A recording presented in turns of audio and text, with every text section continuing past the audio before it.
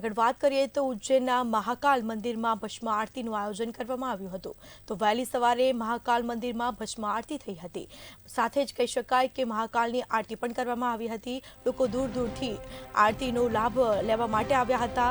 સાથે જ કહી શકાય કે ભક્તોએ આરતીનો લાભ લઈને ધન્યતા અનુભવી હતી।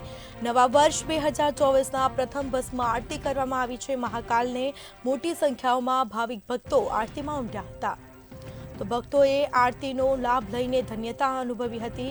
કહી શકાય કે દૂર દૂરથી ભક્તો મહાકાલના દર્શનાર્થે આવ્યા હતા।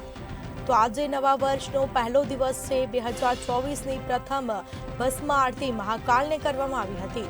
તો ઉજ્જૈનના મહાકાલેશ્વર મંદિરમાં મહાકાલને ભસ્મ આરતી કરવામાં આવી હતી। વહેલી સવારે લાખો ભક્તો આવ્યા હતા અને કહી શકાય કે ભક્તોએ આરતી કરીને ધન્યતા પણ અનુભવી હતી। મહાકાલના દર્શન કરીને ધન્યતા અનુભવી હતી।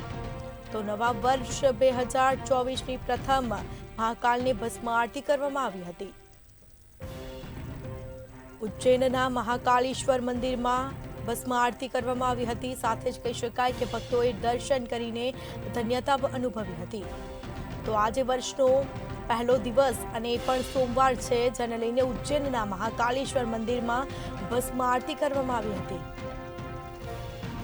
નવા વર્ષ 2024ની પ્રથમ ભસ્મ આરતી મહાકાલને કરવામાં આવી હતી।